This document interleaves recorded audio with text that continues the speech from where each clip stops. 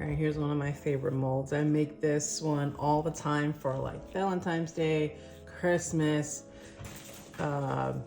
Mother's Day. These are always great, but basically, if you can see, I'll take this one out. It's a solid, like it's a really good quality mold.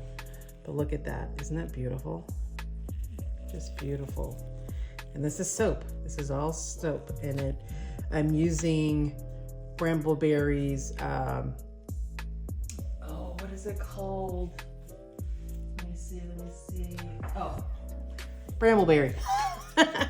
It smells so good, fruity, delicious. Everyone loves that smell. But yeah, these soaps came out fantastic. Ooh, let's not make that drop. And got this one. Boom, perfect, look at that. Perfect.